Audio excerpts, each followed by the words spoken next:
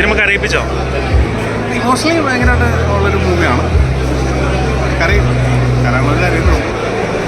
നല്ല ഏത് കഥാപാത്രങ്ങളൊരു മുതൽക്കൂട്ടായിട്ട് തോന്നുന്നുണ്ടോ ഈ കഥാപാത്രം? എനിക്ക് എൻ്റെ കരിയറിൽ തന്നെ ഒരു ഭയങ്കര ഒരു മൈൽ സ്റ്റോൺ ആയിട്ടാണ് ഈ കഥാപാത്രം. അത്രയ്ക്ക് ഈ പടത്തിന് വേണ്ടി കഷ്ടപ്പെട്ടിട്ടുണ്ട്. അതിൻ്റെ റിസൾട്ട് നമുക്ക് സിനിമയ്ക്ക് കാണാൻ പറ്റും. ഹോൾഡ് ചെയ്യുന്ന സിനിമയാണ്. അങ്ങനെയൊക്കെ ഹോൾഡ് ചെയ്യുന്ന സിനിമയാണ്.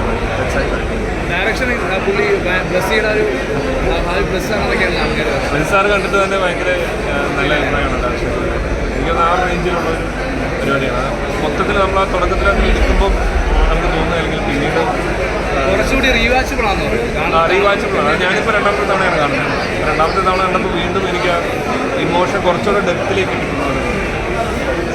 എന്നൊരു ചിത്രം ഒരുപാട് മനസ്സിൻ്റെ സംഘർഷങ്ങൾ കാണിച്ചു തരുന്നൊരു ചിത്രം. ഉർവശിയും അതേപോലെ ഉർവശി ചേച്ചിയും അതേപോലെ തന്നെ പാർവതിയും പ്രശാന്ത് മുരളി, അലൻസിയർ, അർജുൻ അവരെല്ലാവരും അഭിനയിച്ച എല്ലാ അഭിനേതാക്കളും അവരുടെ റോള് ഭംഗിയാക്കിയിട്ടുണ്ട്.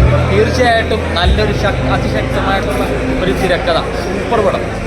തീർച്ചയായിട്ടും വന്ന് കാണുന്ന ഒരു സിനിമയാണ് ശരിക്കും പറഞ്ഞത്. ഒരു സൂപ്പർ സ്റ്റാർ കാസ്റ്റ് നമുക്ക് അതാണല്ലോ തിയേറ്ററിലേക്ക് ആൾക്കാരെ പെട്ടെന്ന് ഫസ്റ്റ് ആകർഷിക്കുന്നത്. പക്ഷേ ഒരു കണ്ടന്റ് ബേസ്ഡ് മൂവി കാണാൻ താല്പര്യപ്പെടുന്ന എല്ലാവരും തീർച്ചയായിട്ടും വന്ന് കാണേണ്ട ഒരു സിനിമ തന്നെയാണ്. Urvashi Parvathy stole the show. അടിപൊളിയാണ്.